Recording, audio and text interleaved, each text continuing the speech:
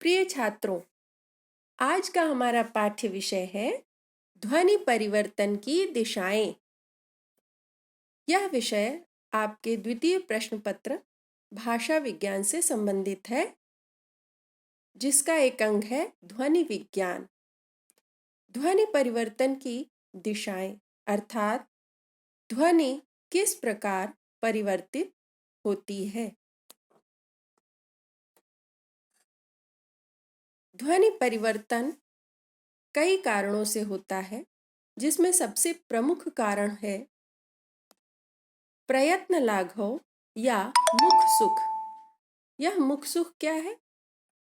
मनुष्य किसी भी भाषा को बोलने के लिए कम से कम शब्दों का प्रयोग करना चाहता है और जिन ध्वनियों को, जिन अक्षरों को बोलने में उसे कठिनाई होती है, उसे वह परिवर्तित कर लेता है। जैसे हमें मूर्धन्य श बोलने में कठिनाई होती है, तो हम तालव्य श का प्रयोग कर लेते हैं।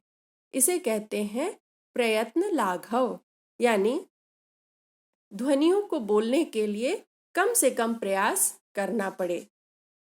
इसी प्रकार छोटे बच्चे ट या जितनी भी मूर्धन्य ध्वनियां हैं, ट, ठ, ड, ढ, इनके उच्चारण आसानी से नहीं कर पाते, तो वे प्रयत्न न कर पाने के कारण ट के स्थान पर त ध्वनि का प्रयोग करते हैं। इसे ही हम ध्वनि परिवर्तन कहते हैं। इसके कई प्रकार हैं, कई तरीके हैं कि कैसे कैसे परिवर्तन होता है। सबसे पहली दिशा है समीकरण।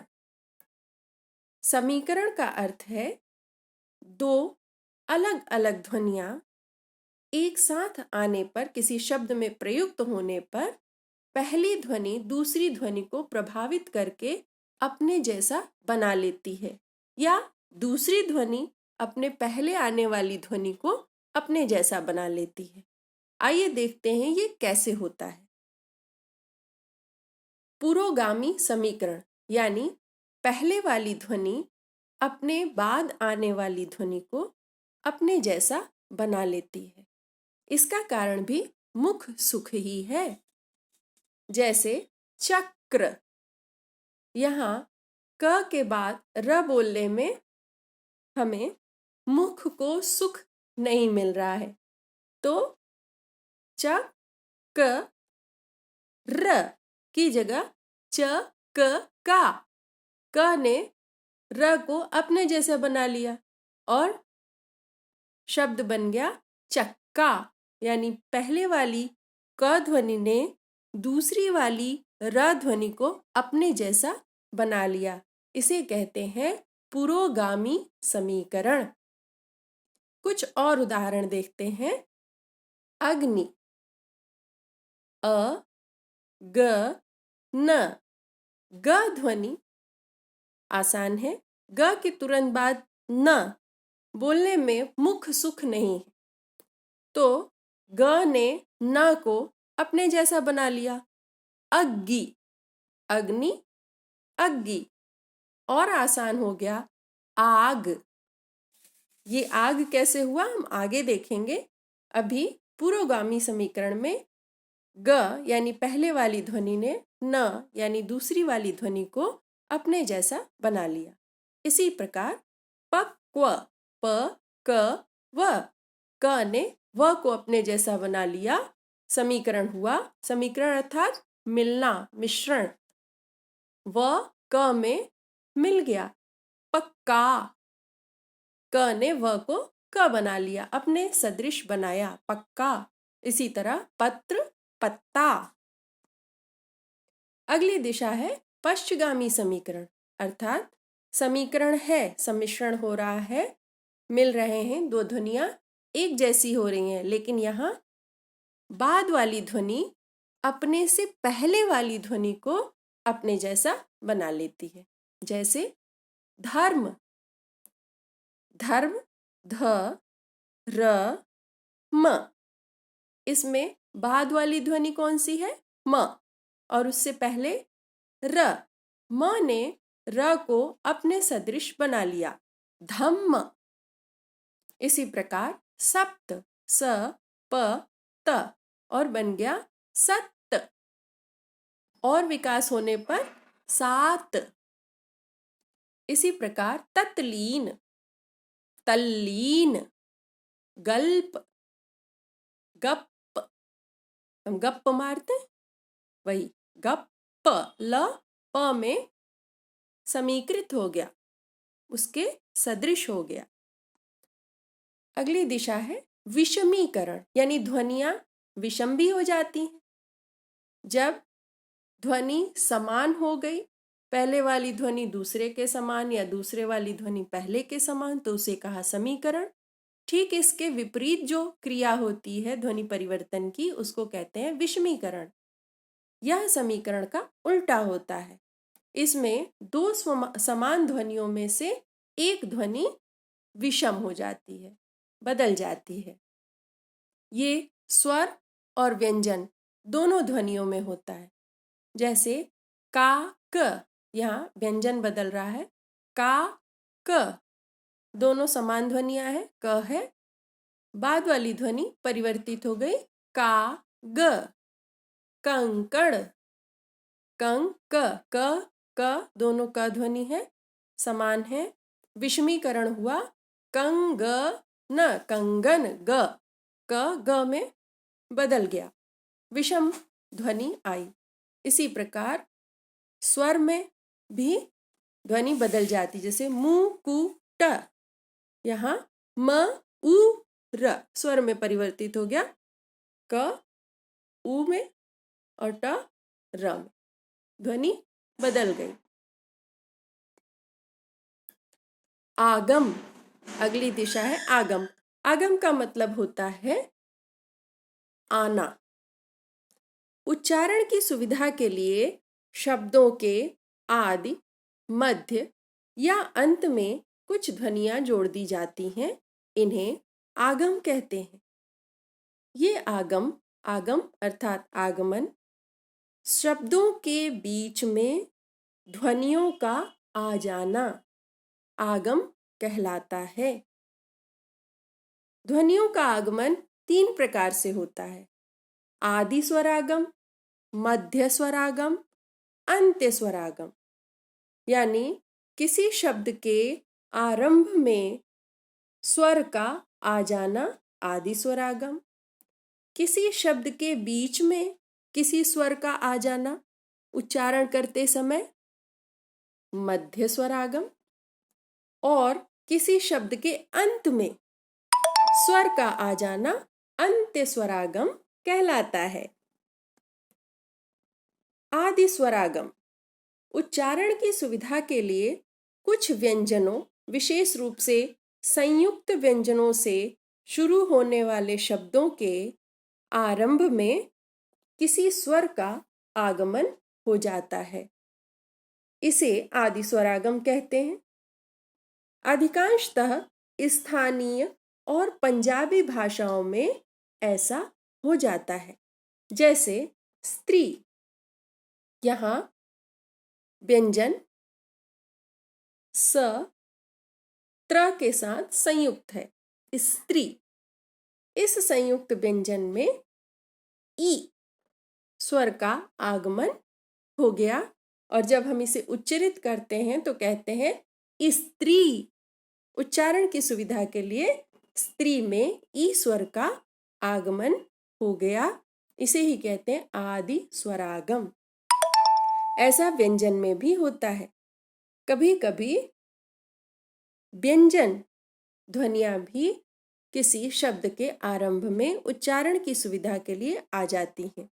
जैसे अस्थि, हड्डी, अ के स्थान पर ह, उच्चारण की सुविधा के लिए व्यंजन का आगमन हो गया हड्डी। इसी प्रकार उल्लास, उ स्वर था, इसके स्थान पर ह, हुलास। और सबसे अच्छा उदाहरण है ओष्ठ, शुद्ध शब्द है ओष्ठ, और उच्चारण की सुविधा के लिए वो बन गया होठ। इस प्रकार ध्वनि में आदि स्वरागम, आदि व्यंजनागम के कारण परिवर्तन हुआ। आदि अक्षरागम भी होता है। अक्षर कहते हैं स्वर और व्यंजन, जब दोनों साथ होते हैं तो उसे अक्षर कहते हैं। और हम हिंदी भाषा में अक्षरों का ही प्रयोग करते हैं। हिंदी अक्षरिक भाषा है, जहाँ स्वर और व्यंजन के मेल से अक्षर बनते हैं। हम बिना स्वर के किसी भी व्यंजन का उच्चारण नहीं कर सकते, उसे अक्षर कहते हैं। तो आदि अक्षरागम यानी किसी शब्द में उच्चारण की सुविधा के लिए अक्षर आ जाए तो उसे आदि अक्षरागम कहते हैं। जैसे गुंजा एक फल जैसी चीज का नाम है, और आसानी के लिए उसे कहा घुंघची, गुंजा घुंघची। स्थानीय भाषा में ऐसा हो जाता है। मध्य स्वरागम, मध्य स्वरागम के समान मध्य व्यंजनागम और मध्य अक्षरागम भी होता है, यानी बीच में स्वर व्यंजन या अक्षर का आ जाना। यह भी संयुक्त व्यंजनों के उच्चारण में होने वाली असुविधा के कारण होता है। यह जो ध्वनि परिवर्तन है, यह उच्चारण में होने वाली असुविधा, और उच्चारण में असुविधा मुख सुख या प्रयत्न लाघव के कारण होती है। तो इस असुविधा को दूर करने के लिए अक्सर बोलते समय किसी स्वर का बीच में, शब्द के बीच में आगमन हो जाता है। जैसे प्रचार, परचार, हुक्म, हुकुम, भक्त, भगत। मध्य स्वरागम के समान ही मध्य व्यंजनागम के भी उदाहरण देखे जा सकते हैं। जैसे वानर, बंदर, शाप, श्राप। यहाँ र व्यंजन आ गया वानर में, वानर से बंदर, यहाँ द इस व्यंजन का आगमन हो गया बीच में। श्राप में र व्यंजन बीच में आया। अक्षरागम, बीच में अक्षर भी आ जाते हैं। जैसे ताम्र, तांबड़ा। मराठी में ताम्र को तांबड़ा कहते हैं। यहाँ ब अक्षर बीच में आ गया मध्य में। खल और खरल, खल माने दुष्ट, उसे खरल भी कहते हैं। अंत्य स्वरागम यानी अंत में स्वर का आ जाना। इसी प्रकार से व्यंजन और अक्षर भी शब्द के अंत में जुड़ जाते हैं। यह भी उच्चारण की सुविधा के लिए किया जाता है। उच्चारण की सुविधा के लिए शब्द के अंत में स्वर का जुड़ना स्वरागम कहलाता है। जैसे संस्कृत के हलंत शब्दों को प्राकृत में अकारांत कर दिया जाता है। अकारांत अर्थात अस्वर का आगमन। जैसे हनुमत, यहाँ त में हलंत है, प्राकृत में ये हो गया हनुमंत, यानी त के बाद अस्वर भी सुनाई दे रहा है। गच्छत, गच्छन्त, ग्राम, गवई। इसी प्रकार अंग्रेजी भाषा में अंतिम व्यंजन के बाद कोई स्वर जोड़ दिया जाता है। जैसे मिश्र, मिश्रा, श्रीवास्तव, श्रीवास्तवा। यहाँ ए स्वर जुड़ गया। कहीं कहीं अक्षरागम भी मिलता है। जैसे बाला, बालिका, यहाँ क अक्षर जुड़ गया। मुख, मुखड़ा, यहाँ ड़ अक्षर का आगमन हो गया। अब हम अगली दिशा देखते हैं कि ध्वनि में परिवर्तन कैसा होता है। लोप, यदि किसी ध्वनि का शब्द में से लोप हो जाए, लोप हो जाना, गायब हो जाना, हट जाना। कभी कभी मुख सुख यानी मुख को अच्छा लगे और प्रयत्न लाघव, ज्यादा प्रयास न करना पड़े, लाघव माने कम, कम प्रयास, या उच्चारण में शीघ्रता, जल्दी से बोलने, इसलिए, या स्वराघात, चिल्लाकर कोई शब्द बोलना है तो हम उसमें उसे कहते हैं स्वराघात, स्वर का आघात, तेज बोलना। इन कारणों से ध्वनियों का लोप हो जाता है। ये लोप भी 3 प्रकार का होता है, यानी शब्दों के आदि, मध्य और अंत से स्वर, व्यंजन या अक्षर का लोप हो जाना। कैसे होता है? आदि स्वर, व्यंजन या अक्षर का लोप। आदि स्वर लोप का हम उदाहरण देखते हैं, जैसे अभ्यंतर, ये संस्कृत का शुद्ध शब्द है जिसे हम हिंदी में कहते हैं भीतर। क्या हुआ? यहाँ आदि स्वर का लोप हो गया, अ, भीतर। अगर यहाँ फिर अस्वर, आदि में यानी आरंभ में अस्वर आया था, उसका लोप हो गया और बचा गर। इसी प्रकार आदि व्यंजन का लोप हो जाना। स्कंध, स्कंध बोलने में हमें दिक्कत हो रही क्योंकि यहाँ संयुक्त व्यंजन है, तो वो स यानी कि आरंभिक जो व्यंजन था स, उसका लोप हो गया और क्या बचा? कंधा। ये बोलना आसान है। शमशान, यहाँ श्म, श्म संयुक्त व्यंजन है। श, म के साथ बोलने में मुख सुख में दिक्कत आ रही, उच्चारण में असुविधा है, तो ये हो गया मसान। शमशान, मसान, मसान बोलना आसान है। आदि अक्षर लोप, अक्षर कैसे लुप्त हो जाते हैं? जैसे उपाध्याय, उपाध्याय, अब प्रयत्न लाघव या किसी शब्द को छोटा कर लेना तो झा, उपाध्याय के स्थान पर केवल झा शब्द का प्रयोग होने लगा, आगे के सभी अक्षरों का लोप हो गया। इसी प्रकार आदित्यवार, आज के समय में कोई आदित्यवार नहीं कहता, सभी इतवार कहते हैं, तो आदि अक्षर का लोप हो गया। इतवार का बार बार प्रयोग करना पड़ता है और आदित्यवार बोलने में मुख को कष्ट होता है, दिक्कत होती है, उच्चारण में असुविधा होती है, तो इतवार हो गया। अगला है मध्य स्वर लोप, मध्य व्यंजन लोप या मध्य अक्षर लोप। इसका भी हम उदाहरण देखते हैं, जैसे संस्कृत का यह उदाहरण है, जगम धन अतुह। अ, यहाँ बीच में अ स्वर था, उसका लोप हो गया और यह बन गया जगमतुह।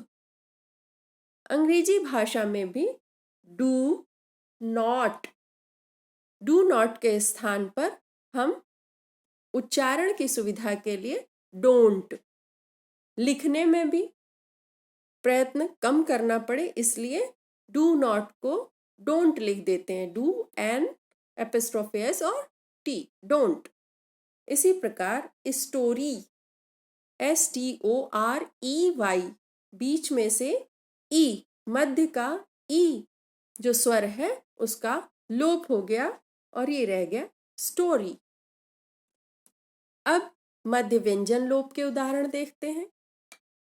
कति, क त ई, इसमें से त, बीच में जो व्यंजन था त, इसका लोप हो गया और बचा कई।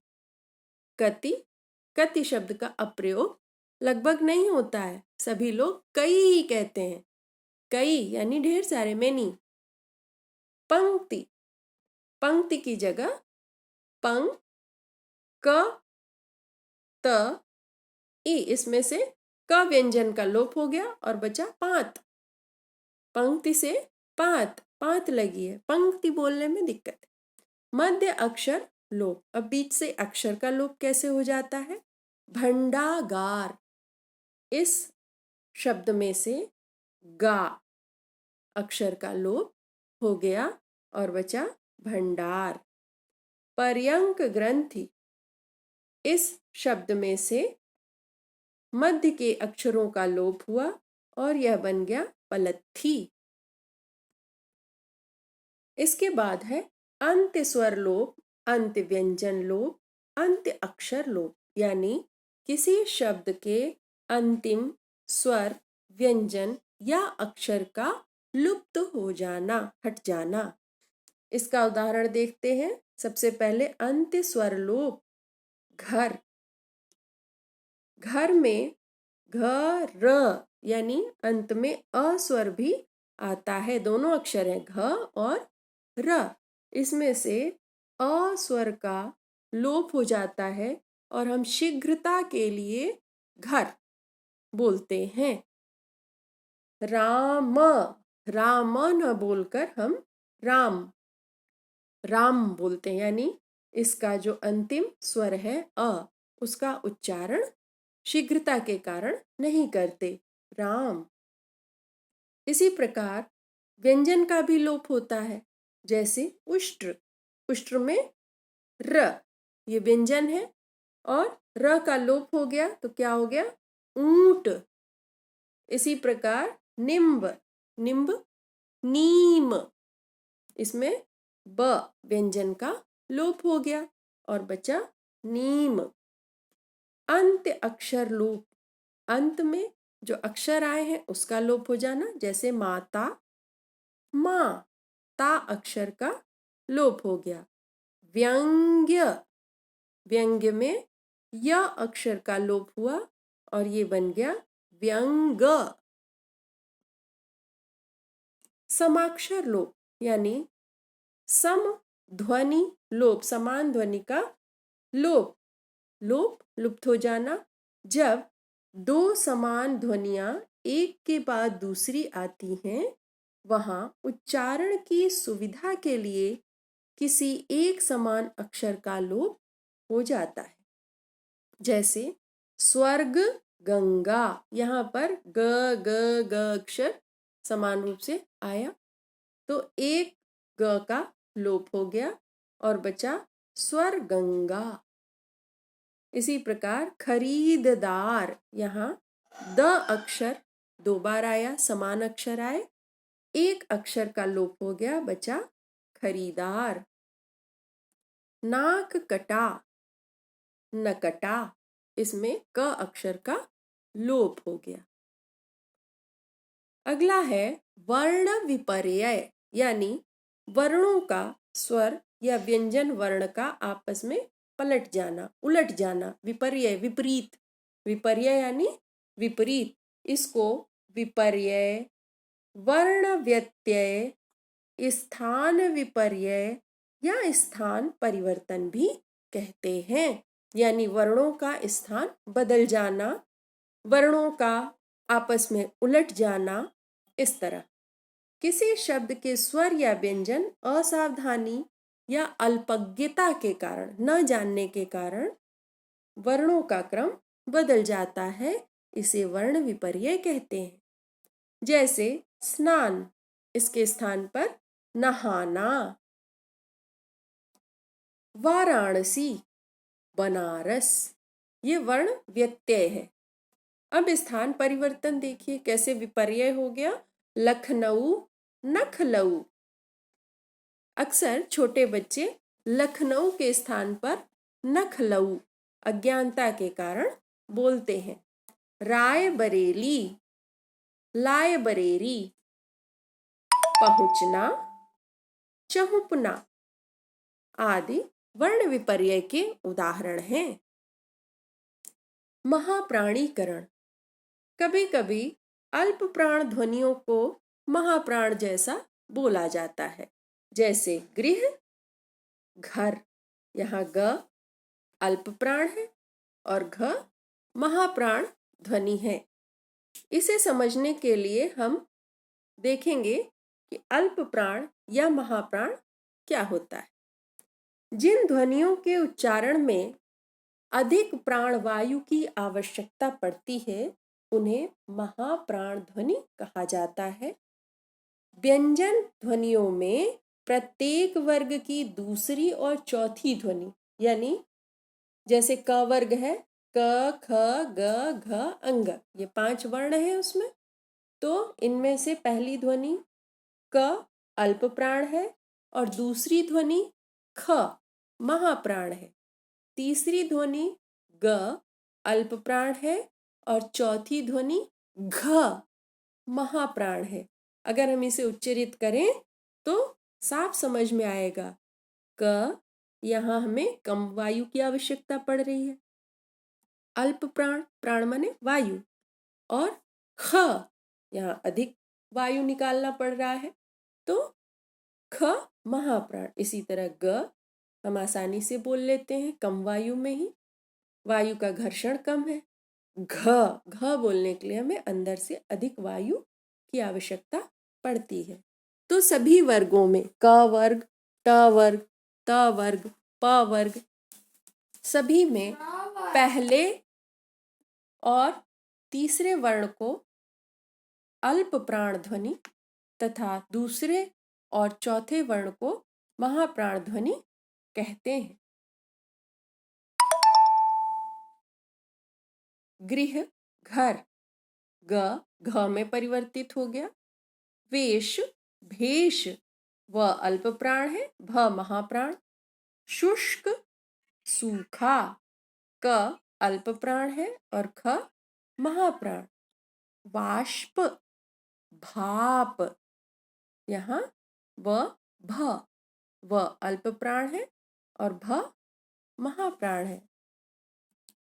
अल्प प्राणीकरण, हमने अल्प प्राण और महाप्राण अभी पीछे सीखा है।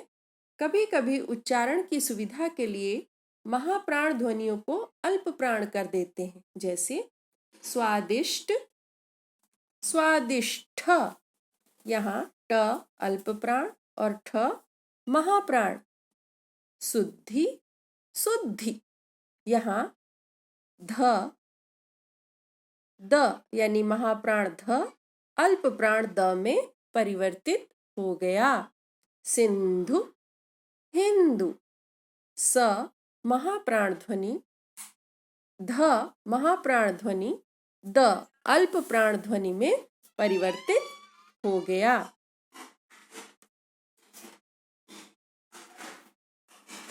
घोषीकरण, ध्वनि विज्ञान में घोष और अघोष ध्वनियां होती हैं। घोष यानी सघोष और अघोष क्या है? जिन वर्णों के उच्चारण में केवल नाद का उपयोग होता है उन्हें घोष वर्ण कहते हैं, जिसमें सभी स्वर अ से ओ तक और सभी वर्गों की यानी क वर्ग, ट वर्ग, त वर्ग, प वर्ग, सभी वर्गों की जो तीसरी और चौथी ध्वनियां हैं वे सभी सघोष कहलाती हैं। पहली और दूसरी ध्वनियां अघोष कहलाती हैं। तो जब ध्वनि में परिवर्तन होता है यानी घोषीकरण से परिवर्तन होता है तब अघोष ध्वनियां सघोष हो जाती हैं, जैसे साक, साग, क ग में परिवर्तित हो गया। शती, सदी, त द में परिवर्तित हो गया। नकद, नगद, क ये अघोष ध्वनि ग सघोष ध्वनि में परिवर्तन हुआ। एकादश, 11, यहाँ क अघोष ध्वनि का ग सघोष ध्वनि में परिवर्तन हुआ। इसी प्रकार अघोषीकरण, इसमें घोष ध्वनियां अघोष हो जाती हैं, जैसे तद पर, तत् पर, द सघोष ध्वनि है और त अघोष ध्वनि है। मदद, मदत, द सघोष और त अघोष। वागपति, वाकपति, यहाँ ग सघोष ध्वनि है जो क अघोष ध्वनि में परिवर्तित हो गई। इसके बाद अनुनासिकीकरण, यह भी एक प्रक्रिया है जिसके कारण ध्वनि में परिवर्तन हो जाता है। मुख सुख के लिए अनुनासिक रहित शब्दों को भी अनुनासिक युक्त कर देते हैं। जैसे अनुनासिकता अकारण भी हो सकती है और सकारण भी हो सकती है। सकारण अनुनासिकीकरण शब्द में नासिक ध्वनि पहले से थी जो परिवर्तित होकर या विकसित होकर अनुनासिक हो गई, जैसे चंद्र, चांद, तो ये सकारण है। कंपन, कांपना, अंधकार, अंधेरा, अंधेरा, ये जो चंद्र बिंदी आ रहा है ये क्या है? अनुनासिक ध्वनि। चंद्र, यहाँ न सामान्य व्यंजन है, एक त वर्ग का पंचम वर्ण, पांचवा वर्ण है। और चांद, ये चंद्र बिंदी जिसे हम अनुनासिक ध्वनि कहते हैं। तो ये न अनुनासिक में परिवर्तित हो गया। इसी प्रकार म यानी प वर्ग की पांचवी ध्वनि म अनुनासिक चंद्र बिंदी में परिवर्तित हो गई। अंधकार, जैसे न पहले से एक पंचम वर्ण है न और वह अनुनासिक ध्वनि यानी चंद्र बिंदी में परिवर्तित हुआ, तो अंधकार से अंधेरा। अकारण अनुनासिकीकरण, ये क्या है? शब्द में नासिक ध्वनि न होने पर भी, यानी जो पंचम वर्ण थे वर्गों के, जैसे क ख ग घ अंग, नासिक ध्वनि अंग, प्रत्येक वर्ग की पांचवी ध्वनि क्या कहलाती है? नासिक ध्वनि। च वर्ग में च छ ज झ इय, इय नासिक ध्वनि है। ड़ नासिक ध्वनि है। न नासिक ध्वनि है और म नासिक ध्वनि है। ये ध्वनियां शब्द में ना हो तब भी अनुनासिकता आ जाए तो उसे कहते हैं अकारण अनुनासिकीकरण। जैसे अक्षी, यहाँ कोई भी पंचम वर्ण की ध्वनि नहीं, फिर भी यहाँ चंद्र बिंदी आ गया। आंख, सर्प, यहाँ भी कोई पंचम वर्ण की ध्वनि नहीं है, नासिक की ध्वनि नहीं है, फिर भी यहाँ सांप यानी चंद्र बिंदी आ गया, ध्वनि में परिवर्तन हो गया। भ्रू, भौं अनुनासिक। निद्रा, नींद, यहाँ भी बिना नासिक ध्वनि के अनुनासिकीकरण हो रहा है। अश्रु, आंसू, यहाँ भी बिना पंचम वर्ण के, बिना नासिक के ध्वनि के ही अनुनासिकीकरण की प्रक्रिया हुई। अगला है ऊष्मीकरण। व्यंजनों के क्रम में आपने ऊष्मीय व्यंजन पढ़े होंगे। ऊष्मीय व्यंजन यानी सभी प्रकार के स, श, श, इन्हें ऊष्मीय व्यंजन कहते हैं। यानी दंत्य स, तालव्य श और मूर्धन्य श, ये सभी ऊष्मीय ध्वनियां कहलाती हैं। कुछ ध्वनियां भाषा वर्गीकरण और ध्वनि परिवर्तन के कारण ऊष्म ध्वनि में परिवर्तित हो गई। जैसे केंटुम वर्ग की भाषाओं की क ध्वनि सतम वर्ग की संस्कृत और अवेस्ता भाषा में स या श ऊष्म ध्वनि के रूप में प्राप्त होती हैं। केंटुम में यहाँ लिखा है सी, केंटुम वर्ग की भाषाओं में इस सी को क पढ़ते हैं, इसीलिए उन्हें केंटुम कहते हैं। और सतम वर्ग की जो भाषा है जैसे संस्कृत और अवेस्ता, वहाँ इस सी को श की तरह पढ़ते हैं, इसे सेंटुम या शतम पढ़ेंगे। इसी प्रकार केंटुम वर्ग में ऑक्टो, ओ सी टी ओ, सी को क की तरह पढ़ेंगे, जबकि शतम वर्ग की भाषा में अष्ट, श ऊष्मीय ध्वनि की तरह पढ़ेंगे। तो केंटुम भाषा की ध्वनियों का शतम वर्ग की भाषा में परिवर्तन ऊष्मीकरण के कारण हुआ। इसके बारे में संसार की भाषाओं को, ये केंटुम और शतम क्या है, देखिए संसार की भाषाओं को ध्वनि के आधार पर 2 वर्गों में बांटा गया है, केंटुम और शतम। इसका आधार है ऊष्मीय ध्वनियां। जहां पर या जिन भाषाओं में ऊष्मीय ध्वनि के उच्चारण में क ध्वनि उच्चारित होती है, यानी श के स्थान पर क ध्वनि उच्चारित होती है, उन भाषाओं को केंटुम वर्ग में रखा गया। और जिन भाषाओं में श या स उच्चारित होती है, उन भाषाओं को शतम भाषा के शतम वर्ग के अंतर्गत रखा गया। जैसे शतम वर्ग की भाषाएं हैं भारत ईरानी यानी आर्य भाषाएं, जो हम आज बोलते हैं, बाल्टो स्लाविक, आर्मीनी, अल्बानी। इन देशों की जो भाषाएं हैं अरमानी और अल्बानी, ये सभी क्या है, शतम।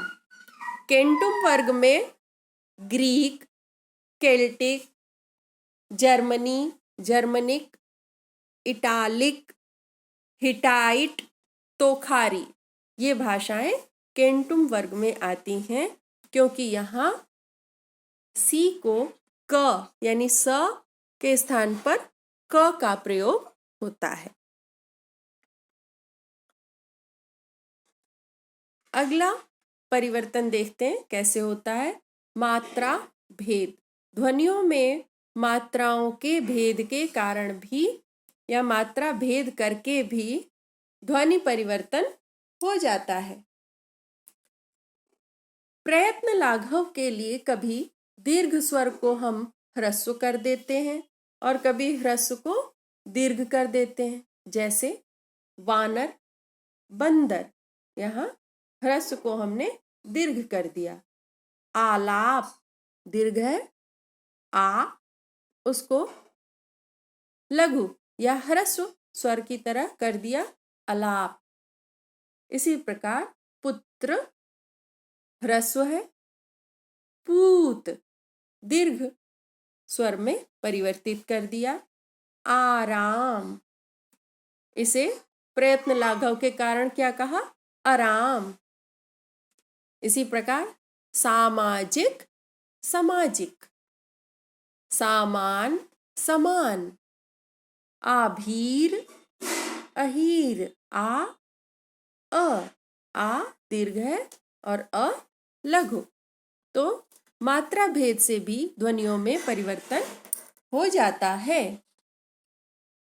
आज हमने पढ़ा ध्वनि परिवर्तन की दिशाएं। आशा है आपको समझ में आया होगा। बहुत बहुत धन्यवाद।